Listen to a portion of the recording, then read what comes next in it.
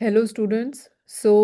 आज मैं बहुत दिनों बाद आई हूँ। पहले तो आप लोग से पूछना चाहूँगी कि आप लोग की पढ़ाई कैसी चल रही है।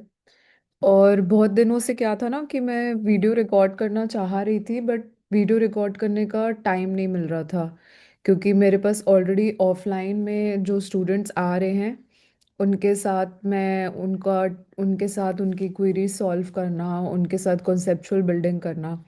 बट हाँ, मुझे मेरे ऑनलाइन स्टूडेंट्स के लिए भी डेफिनेटली टाइम निकालना है, और डेफिनेटली बहुत सारे टॉपिक्स आप लोगों के लिए लेकर आने हैं ऐसे जो मैं जब इंटरेक्ट करती हूँ स्टूडेंट्स के साथ, उनके साथ उन चीज़ों को फील करती हूँ कि ये कॉमन एरियाज हैं जहाँ पे बच्चों को प्रॉब्लम आती है। तो आज मैं आप लोगों के लिए एक ऐसा टॉपिक लेकर आई हूँ जो कि इंग्लिश ग्रामर से रिलेटेड है, क्योंकि अभी रिसेंटली मैंने अपना इंग्लिश ग्रामर का एक बैच स्टार्ट किया है 27 दिसंबर से, जो कि ऑफलाइन चल रहा है, which is basically mastering English grammar. So मैं पूरा बेसिक से लेके लाइक नाउन से लेके सारी कॉन्सेप्चुअल बिल्डिंग कर रही हूँ, parts of speech, sentences, and subject and predicate, and the various types of sentences. And definitely, I have started with reading comprehension skills and everything. And I will go on to composition also. Composition मतलब कि कोई topic अगर आपको दे दिया है, उस topic पे आपको क्या बेसिकली इंफॉर्मेशन लिखनी है, which is actually making that particular topic satisfied in its all sense. And when I say that, so इसलिए मैं कुछ टॉपिक्स ऐसे के आपके पास, कॉमनली कॉम्पोजिशन को हम लोग ऐसे बोलते हैं, तो मैंने ऐसे ही लिखा है उसको। एंड मैं on an average of class 10th के हिसाब से डिस्कस कर रही हूँ, बिकॉज मैं उस एवरेज क्लास को लेके चल रही हूँ कि मतलब मोस्टली क्लास 8 9 10 7 8 9 10 में इसी तरीके के टॉपिक्स आते हैं। तो सबसे पहला टॉपिक जो मैं आपके पास लेकर आई हूँ वो है इम्पोर्टेंस ऑफ एजुकेशन। अब मान लीजिए कि आपके क्वेश्चन पेपर में आपको ये टॉपिक दिया जाए कि इम्पोर्टेंस ऑफ एजुकेशन, और आपको इस पर से फॉर एग्जांपल 150 to 200 वर्ड्स का एक ऐसे लिखने को बोलते हैं। ठीक है, 150 to 200 वर्ड्स के अराउंड, या 200 to 250 वर्ड्स के अराउंड आपको एक ऐसे लिखने को बोलते हैं। तो आपका सबसे पहले आपका क्या होता है कि हमें कैसे इसको स्टार्ट करना है। क्योंकि मैंने कुछ बच्चों का, जैसे मैंने ऐसे पढ़े हैं, मैं इन लोगों को आर्टिकल राइटिंग देती हूँ, कंटेंट राइटिंग देती हूँ, या जो हम लोग के टाइम पे इसको ऐसे बोलते थे। तो मैंने बच्चों का देखा है जैसे कि बच्चे स्टार्ट कहीं से करते हैं, बीच में कहीं कुछ और आ जाता है, और एंड होते होते कहीं और चले जाते हैं। तो बीटिंग अराउंड द बुश वाला जो है, वो वर्ड यहाँ पे बहुत अच्छा जो है कहते हैं कि सूट करता है। ठीक है, बच्चों को समझ में ही नहीं आता है कि हमें स्टार्ट कहाँ से करना है, उसके बाद हमारा क्या कॉन्टेक्स्ट होना चाहिए, हमारी बॉडी में क्या होना चाहिए, और हमारे हमें कंक्लूड कैसे करना है। तो जैसे ये मैं सिंपल टॉपिक्स लेकर आई हूँ, बहुत ज़्यादा मतलब कंट्रोवर्शियल टॉपिक्स नहीं है ये, बट हाँ, for a class 10 student, average class 10 students के लिए ये टॉपिक्स हैं। तो जैसे कि हुआ इम्पोर्टेंस ऑफ एजुकेशन, आपको 150 to 200 वर्ड्स में एक कॉम्पोजिशन इसके ऊपर लिखना है। तो आप स्टार्ट कैसे करोगे इसको? फर्स्ट ऑफ ऑल आपका इंट्रोडक्शन होना चाहिए, that you should first define education, what education is. मतलब अब आप ये सोचेंगे क्यों, एजुकेशन किसको नहीं पता है क्या होती है? पता सबको है, बट आपको एज अ, जब आप कॉम्पोजिशन या आप ऐसे लिख रहे हो, आपको ये सोच के लिखना है कि आपका जो कॉन्टेक्स्ट, कोई जना सामने से जो एग्जामिनर पढ़ने वाला है वो एक लेमैन पर्सन है, और आपको उस हिसाब से उस टॉपिक को लिखना स्टार्ट करना है। तो पहले तो आप इसको टॉपिक को ब्रेक करोगे। तो सपोज इफ मैं यहाँ पर ही इसको ब्रेक करना स्टार्ट करूँ, मेरे यहाँ पे दो टॉपिक्स आ गए, एक हो गया आपका एजुकेशन, और उसके बाद एजुकेशन के बाद आता है कि importance. Okay, education, then importance of education, ये दो टॉपिक्स हैं, इसी एक लाइन में ही दोनों लिखे हैं। तो पहले तो आपका सबसे बड़ा स्किल होना चाहिए कि आपको टॉपिक को ब्रेक करना आना चाहिए, और उसके बाद उस टॉपिक को इंडिविजुअली एक्सप्लेन करते हुए उनकी कनेक्टिविटी को मेंटेन करना बॉडी में, बॉडी ऑफ द एसे में। तो जैसे कि define education, then you have to say that its role in shaping an individual, why education is necessary. You can say that education is necessary because it actually makes you more aware about things. तो ये मैं आपको एक general statement बता रही हूँ, but आप कुछ और पॉइंट्स भी इसमें ऐड कर सकते हो क्यों किसी इंसान को एजुकेशन की ज़रूरत है। देन बॉडी में आपका क्या आना चाहिए, ये पार्ट आपका इंट्रोडक्शन का है। बॉडी में आपका you can talk about education, you can talk about education and उसके पर्सनल ग्रोथ पे, एक इंसान के खुद के पर्सनल ग्रोथ पे क्या असर आता है। अगर फॉर एग्जांपल कोई इंसान है जिसका एजुकेशन, मतलब आप समझ लो जिसकी प्राइमरी एजुकेशन ही नहीं है, और कोई एक इंसान है जिसकी प्राइमरी एजुकेशन है, definitely that person will be able to read, write, understand things, and hence that person will eventually become more aware about things. Education is not only in books, but education is about everything that is around you. तो वो context आपको यहाँ पर समझना है और समझाना है उस एग्जामिनर को जो आपका टॉपिक पढ़ेगा।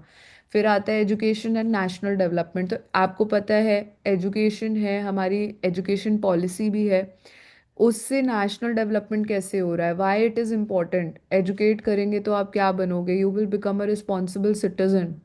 Suppose if tomorrow you are more educated, you know more about your constitution, you know about the fundamental rights, you know about the fundamental duties, you know about the, say for example, the directive principles of the state policies, which are commonly known as DPSP. Then you will be able to you will be able to implement them also। जैसे यहाँ तो uniform civil code हो गया, तो मतलब ये सारी चीज़ें आपको इसके अंदर लिखनी नहीं है, बट मैं आपको एग्जाम्पल दे रही हूँ कि कैसे हमारे नेशनल डेवलपमेंट के लिए भी एजुकेशन इम्पॉर्टेंट है। If you are educated, you are into the work force, you are into the labour force, then you are also contributing to the economy, so that is where national development comes। उस level पे आपको सोचना है। Education and moral values, then obviously आप जब educated होते हो आपके अंदर जो मॉरल वैल्यूज इंस्टिल होती हैं over the period of life, because हमारे सारे स्कूल्स में एजुकेशन के साथ साथ, मेरे मेरे टाइम पे होता था, आप लोग के यहाँ भी होता ही होगा मैं अज्यूम कर रही हूँ, एक मॉरल वैल्यूज़ की एक अलग क्लास होती थी जिसमें हमको सिखाया जाता था about honesty, about a lot of more moral related topics that are taken into school these days. So you can describe one or two topic in that, okay? And then of course the conclusion should be that education as the foundation of a progressive society। मतलब ये कुछ ऐसी चीज़ है जो अगर आप लोगे तो आपको वो आगे लाइफ में क्या कराएगी, प्रोग्रेस कराएगी। ओके, प्रोग्रेसिवली चीज़ें अच्छी करेगी आपके लिए। तो डेफिनेटली आपको एक बहुत ही, कहते हैं ना, माइंड कैचिंग कंक्लूजन लिखना है उस चीज़ का।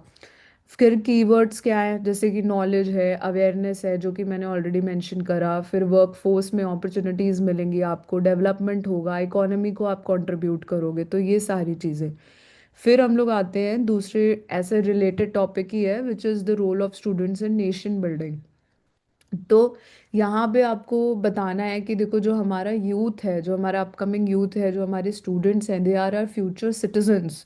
ओके, ये इंट्रोडक्शन आपको ऐसे स्टार्ट करना है, ठीक है, कि स्टूडेंट्स जो हैं हमारे आज के, उनके अंदर जो वैल्यूज़ हैं, उनके अंदर जो अंडरस्टैंडिंग है चीज़ों की, जो एजुकेशन उन्हें मिल रही है, वो हमारे क्या है, फ्यूचर सिटीजन्स हैं। They are only who are going to take up things in future. Okay, so body क्या है यहाँ पे कि डिसिप्लिन, रिस्पॉन्सिबिलिटी होनी चाहिए स्टूडेंट्स के अंदर, डिसिप्लिन होना चाहिए, पार्टिसिपेशन होना चाहिए सोशल सर्विस में। बिकॉज आपको पता है हमारी कंट्री में सबसे, हमारे नेशन में जो सबसे बड़ी चीज़ है वो तो सोशल जस्टिस ही है। बिकॉज इनइक्वालिटी आज भी है, inequality in terms of a lot of things, in terms of the distribution of the resources that we have. So social service होना, उसका एक सेंस होना, उसका एक पार्टिसिपेशन सेंस होना इम्पॉर्टेंट है। रिस्पेक्ट होनी चाहिए लॉ के लिए। यूनिटी इन डाइवर्सिटी का कॉन्सेप्ट क्लियर होना चाहिए। अगर आप एक फ्यूचर सिटीजन हो, आपको एक अच्छा सिटीजन बनने के लिए क्या करना है, आपको अपनी कंट्री के बारे में, अपने नेशन के बारे में बहुत अवेयरनेस होनी चाहिए, अंडरस्टैंडिंग होनी चाहिए। अवेयरनेस तो दूर की बात है, पर अंडरस्टैंडिंग और इम्प्लीमेंटेशन करने का जो समझ होती है वो इम्पॉर्टेंट है। फिर आपका कंक्लूजन आता है कि youth power decides the Nations future. Youth power क्या करता है, जो यूथ के अंदर पावर है, पावर कहाँ से आती है, पावर आती है एक अच्छी नॉलेज से, एक अच्छी अवेयरनेस से, और एक अच्छी रिस्पॉन्सिबिलिटी से, और डिसिप्लिन से। वो जो पावर है वो डिसाइड करेगी कि नेशन का फ्यूचर कैसा होगा, ठीक है। अगर आप अपने ही नेशन के अगेंस्ट हो, अपनी नेशन की बिल्डिंग बिल्डिंग जो है वो क्या रिक्वायरमेंट चाह रही है, क्या क्या अभी हमें क्या पॉलिसीज बनानी है, हमें क्या पॉलिसी में रेगुलेशंस करने हैं, क्या चेंजेस लाने हैं, अगर वो आपको फ्लेक्सिबिलिटी के हिसाब से अपॉन सिचुएशन समझ में नहीं आ रहे एज अ फ्यूचर सिटीजन, तो डेफिनेटली नेशन बिल्डिंग के लिए फिर चीज़ें बहुत ज़्यादा ही प्रॉब्लमैटिक बन जाएंगी। तो उस तरीके से आपको इन टॉपिक्स को हिट करना है एग्जाम में। फिर आता है environmental pollution and its effects, जो कि अभी इस समय हमारे साथ we all are facing this, specially in Delhi NCR. तो how to write this, first of all यहाँ पर दो टॉपिक्स है, अगेन आपको समझना है। यहाँ पर आपसे वो पोल्यूशन कह रहा है, फर्स्ट ऑफ ऑल एनवायरमेंट आप डिफाइन कर सकते हो। पहले यहाँ पे वो आपसे कह रहा है कि मीनिंग ऑफ पोल्यूशन, बट मैं ये कहूँगी, मैं इसमें एक चीज़ और ऐड करना चाहूँगी यहाँ पर, कि you should also define environment, एक एनवायरमेंट क्या होता है। Okay, and then you should also talk about a favourable environment, मतलब कि फेवरेबल एनवायरमेंट क्या है किसी के लिए भी। जैसे we are humans and we are social animals. हमारे लिए या एनिमल्स के लिए, जैसे जो भी स्ट्रीट डॉग्स है, दे आर ऑल्सो, वो भी इस चीज़ का शिकार है। अभी जो हमारा पोल्यूशन है, तो इन्वायरमेंटल पोल्यूशन जो है वो आपका क्या है। देखो, अब इन्वायरमेंटल पोल्यूशन का मतलब खाली एयर पोल्यूशन नहीं होता है, हर तरीके का पोल्यूशन। क्यों? क्योंकि इन्वायरमेंट जो है वो सबसे बना है, वो एयर से भी बना है, वाटर से भी बना है, लैंड से भी बना है, नॉइज से भी बना है। तो बहुत सारे स्टूडेंट्स जो होंगे ना, स्पेशली जो मतलब थोड़ा अपडेटेड रहते होंगे या दिल्ली एनसीआर में होंगे, जब वो जाएंगे वो क्वेश्चन पेपर में इस टॉपिक को देखेंगे, वो सिर्फ एक ही एस्पेक्ट पे फोकस करके आएंगे, AQI, एयर पोल्यूशन और smog and fog and this and that, breathing problem. But यहाँ पे वो इन्वायरमेंटल पोल्यूशन की बात कर रहा है, मतलब it wants you to speak about, to touch every aspect of pollution. So that is the only reason I have told you that you should first explain what environment is, then you should explain what a favorable environment is and what pollution is. Okay, and how the environment जो एक favorable है और जो pollution है वो दोनों आपस में sync नहीं हो रहे। Okay, then you should talk about the types of air pollution, like air, water, noise, land, वो आपका पूरा बॉडी में आएगा। इंट्रोडक्शन सिर्फ 3 से 4 लाइन का ही होता है। Then effects on health and nature, कि क्या इफेक्ट पड़ रहा है हमारी हेल्थ पे, हमारे नेचर पे क्या इफेक्ट पड़ रहा है। आई वुड रादर से हेल्थ से पहले आप नेचर से स्टार्ट करो। ठीक है, मतलब मैंने ऑब्वियसली ड्राफ्ट इसको ऐसे किया हुआ है, बट मैं आपको पहले बोलूँगी कि नेचर इज़ फर्स्ट। आप नेचर से स्टार्ट करो, nature then health, and then of course the preventive measures that we should take. And if you are a good citizen, if you are a like powerful youth, जो हमारी upcoming youth है, उसका भी definitely contribution होगा environmental pollution में। तो you should also talk about the cure, क्योंकि prevention is always, basically yes, prevention is always better than cure. But हमारे अभी जो चीज़ें हैं वो प्रिवेंटिव मेजर्स कुछ ना लेने की वजह से भी हैं, जिनको हमको क्योर करना पड़ रहा है। ओके, कुछ ऐसे भी इफेक्ट्स हैं एनवायरमेंटल पोल्यूशन के। तो you can always in your essays, you can always write the quotations, always keep reading, reading comprehension से आपकी रीडिंग डेवलप होगी। You can always take certain quotes wherever you see. Even जब हम metro में travel करते हैं, there are many such metro station, जब वहाँ से निकलते हैं, I can see a lot of quotes, specially in the central part of the Delhi, और लिखे रहते हैं। तो हमेशा आप कोई भी कोट को देख रहे हो, आपके दिमाग में आ रहा है, always note it down, you can use it in any essay any time. So like मैंने बोला, prevention is better than cure, so preventive measures. And you can also talk about the cure as well. Okay, you can give live examples like the AQI and like what the government is being doing, like what the Delhi government is doing, and ये सारी चीज़ें supplement करती हैं आपके essay को to make it complete.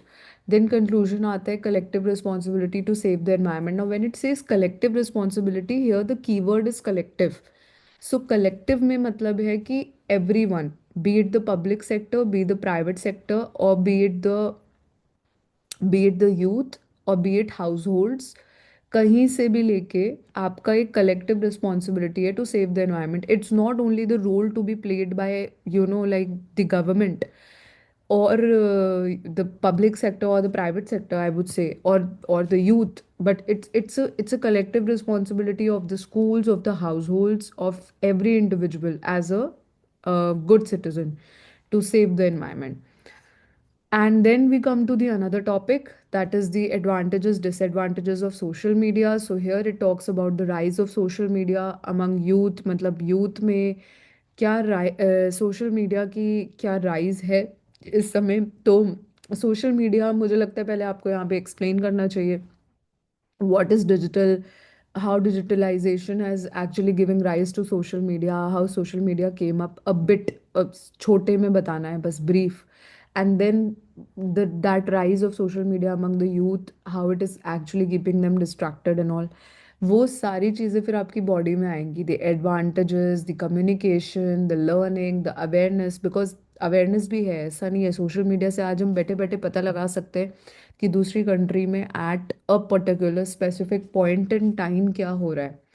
पहले हमें कोई चीज़ पता चलती थी, हो चुकी होती थी तब पता चलती थी, आज हमें क्या हो रहा है कि वो चीज़ उसी समय at a specific point in time पता चल रही है। तो we are more aware, we are learning more, okay, we communication है। इवन इसमें आप ये भी लिख सकते हो द डेमोक्रेटाइजेशन ऑफ न्यूज़, या कोई एक पर्टिकुलर सपोज कोई चीज़ हुई, उसका डेमोक्रेटाइजेशन बहुत बढ़ गया है। जैसे अभी पीछे हुआ था जो स्ट्रीट डॉग्स के बारे में जजमेंट निकाला था सुप्रीम कोर्ट ने, तो जो भी लाइक हो रहा था, पिटिशंस चल रही थी, सब कुछ था, रील्स पे था, शॉर्ट्स पे था, हर जगह था। तो वो चीज़ है। दूसरी है डिसएडवांटेजेस, तो एडिक्शन, साइबर क्राइम, बहुत सारा साइबर क्राइम है। किसकी वजह से? सिर्फ सोशल मीडिया के बहुत ज़्यादा अवेलेबिलिटी होने की वजह से हो रहा है, इजी ईज ऑफ अवेलेबिलिटी आप कह सकते हो। तो डिस्ट्रैक्शन है, and you need a balance and a responsible use of it, okay। Then आता है वुमेन एम्पावरमेंट। तो meaning of empowerment, first of all why it is important for women again, okay, and then it comes to again, वो context जा रहा है again education में, कि education of girls, equal opportunities, how even women can contribute to the economy of a country, so again nation building and everything, and then awareness, opportunities, knowledge, learning, and many things, recognition of the woman, and then it also fighting the inequalities of gender in a society। So ये सारी चीज़ें। then it talks about the examples of successful women, and empowered women leads to a very very strong society। So I have more such topics, like I would just want to show it to you, so that I can keep this video also short and simple, but सारे ही topics को आपको इसी तरीके से complement करना है, complement as well as supplement with whatever examples and a lot of examples and a lot of facts and databases that you have। So again it talks about value of discipline in life, you define what discipline is, discipline in school life, then in discipline मुझे लगता है एक school life में तो है, you learn from school life, because school is a control for anybody who is developing over the years of their learning, but discipline should also be in an individual life as a control on a daily basis. And that's what takes you to the ultimate success. So that is the thing, and the real life examples. And then again, the impact of technology on education. So impacts दोनों तरीके के हो सकते हैं. They can be good impacts, they can be bad impacts. And again here, the technology is something that has got social media, and then you can talk about that as well in the disadvantages or the challenges part. And so that's the best thing. So again, yes, now I would like to discuss this topic especially, which says, like, if you can see the 9 topic, which is honesty is the best policy, because इस तरीके के कुछ topics होते हैं जिसमें कभी कभार हमें कुछ समझ ही नहीं आता है कि भाई हम इसमें लिखे क्या। क्योंकि कुछ टॉपिक्स में तो चलो इम्पोर्टेंस ऑफ एजुकेशन है, वुमेन एम्पावरमेंट है, सोशल मीडिया के बारे में बात हो रही है, जो कि डेली डेज में हमें कुछ चीज़ें कलेक्ट हो पाती है। बट इस तरीके के जो जेनरिक टॉपिक्स हैं, ठीक है, जैसे ये क्या है, honesty is the best policy, अपने आप में एक कोटेशन है, वो आपको एक कोटेशन पे ही ऐसे लिखने को दे रहे हैं। तो अब आप क्या करो इसको, पहले तो देखो कोटेशन जब भी आपको दिया जाएगा तो आपको उसको ब्रेक करना है। जैसे मैंने आपको बोला था prevention is better than cure, तो आप प्रिवेंशन को ब्रेक करोगे, क्योर को ब्रेक करोगे, पहले प्रिवेंशन समझाओगे, क्योर समझाओगे, कनेक्टिविटी दोगे, फिर एग्जाम्पल्स भर भर के दोगे। फिर आप वहाँ पर एनवायरनमेंट के बारे में बात कर सकते थे बॉडी में, एंड कैसे प्रिवेंटिव मेजर्स लेने चाहिए और बहुत सारी चीज़ें। तो यहाँ पे honesty is the best policy एक अपने आप में कोट है, और कोट के ऊपर आपको ऐसे लिखने को दे दिया है, तो आप इसमें क्या करोगे? पहले तो आप ब्रेक करो, ऑनेस्टी के बारे में बताओ, मीनिंग ऑफ ऑनेस्टी क्या है, व्हाट इट इज़, बेनिफिट्स क्या है ऑनेस्टी के, प्रॉब्लम्स क्या कॉज्ड होती है अगर आप ऑनेस्टी नहीं फॉलो कर रहे, डिसऑनेस्टी में क्या इश्यूज हैं, then why it is termed as best policy. एक पॉलिसी क्या होती है? देखो, किसी भी कंपनी में या किसी भी, जैसे हमारे जो संविधान ही है, हमारा जो कॉन्स्टिट्यूशन ही है, उसमें भी जो पॉलिसीज हैं वो क्यों बनाई गई हैं? क्योंकि एक कंट्रोल को वो डेवलप करती हैं। जैसे जो कॉन्स्टिट्यूशन है उसमें जो पॉलिसीज हैं, जो डिफरेंट पॉलिसीज बनाई जाती हैं कंसिडरिंग एवरी डिफरेंट क्लासेस, वो इसीलिए बनाई जाती है because they want you to follow something in a controlled manner. Okay, एक कंट्रोल डेवलप करने की कोशिश की जाती है। तो वैसे ही honesty is the best policy भी एक कंट्रोल है विच जिसका नाम ऑनेस्टी है, जिसको आपको फॉलो करना चाहिए। बट डेफिनेटली इसके लिए आपके कोई सर पर बैठा नहीं है आपको फॉलो कराने के लिए, आपको खुद करना है। तो ये एक मॉरल वैल्यू भी है। तो ये कनेक्टिविटी है बातों की। तो आप ये भी बता सकते हो कि why honesty is set to be the best policy, because policy क्या होती है? वो एक इंसान को रिस्पॉन्सिबल बनाती है, एक कंट्रोल डेवलप करती है उसके लिए, उसको एक मॉरल वैल्यू इंस्टिल करने के लिए अच्छी चीज़ है, और एक तरीके से किसी चीज़ को डिसिप्लिन रह के फॉलो करना। ठीक है? तो वो उसलिए उसको honesty is the best policy बोला गया है। एंड देन फिर आप शॉर्ट में रियल लाइफ एग्जांपल्स बता सकते हो, and then of course you can conclude the topic by saying that honesty builds trust and character and also make people see a person as more responsible. Okay, in terms of you can say in terms of actually taking up things always in the best manner possible. सो ये सारी चीज़ें हैं, ये सारे topics हैं जो मैं आपके आगे आज लेकर आई हूँ, एंड मैं ये डिस्कस करना चाहती थी क्योंकि बहुत सारे ऐसे स्टूडेंट्स हैं मेरे जो मिस्टेक्स कमिट करते हैं। जैसे अभी पीछे एक टॉपिक था climate change and the youth responsibility. तो one of my students committed the mistake of understanding कि मतलब क्लाइमेट चेंज क्या है वो तो बताया था, उसके बाद उसमें यूथ बीच में ही आ गया, फिर से क्लाइमेट चेंज आ गया, फिर से यूथ बीच में आ गया। तो मैंने जब उनका वो टॉपिक पढ़ा मुझे ऐसा लगा कि नहीं, this is not the thing. पहले आप ब्रेक करो टॉपिक को, क्लाइमेट चेंज के बारे में बात करो, what is causing climate change, what youth actually, यहाँ पर क्या क्या कंट्रीब्यूशन है जो क्लाइमेट चेंज कॉज कर रहा है, देन यहाँ क्या क्या कंट्रीब्यूशन है जो उसको कॉम्बैट करने में हेल्प कर रहा है। फिर एज अ यूथ, क्योंकि youth are the future citizens and they need to be aware about this, they should be actually be educated in schools about this, and the youth power, then the kind of knowledge, the learning, and the basically the awareness you get is the youth power. How that is going to help in a disciplined manner for the youth to be responsible to fight and combat, because youth is the future citizens. सो ये topic का तरीका है लिखने का। बाकी मैं ऐसी चीज़ें, ऐसे टॉपिक्स आपके आगे लेके आती रहूँगी। एंड लाइक कर दीजिएगा, सब्सक्राइब कर दीजिएगा अगर आपको मेरा ये कंटेंट पसंद आया, और अगर आप चाहते हैं कि मैं इस तरीके की और नॉलेजेबल वीडियोस आपके साथ शेयर करूं। Thank you so much for watching, and connected रहिए आप मेरे से, और मैं जल्द से जल्द और वीडियो लाने की कोशिश करूंगी, आपकी बिल्कुल गैप क्रिएट नहीं करूंगी। Thank you so much. So यहीं पे मेरा ये टॉपिक एंड होता है। एंड अगर कुछ भी क्वेश्चंस हैं तो वो आप डाल सकते हैं।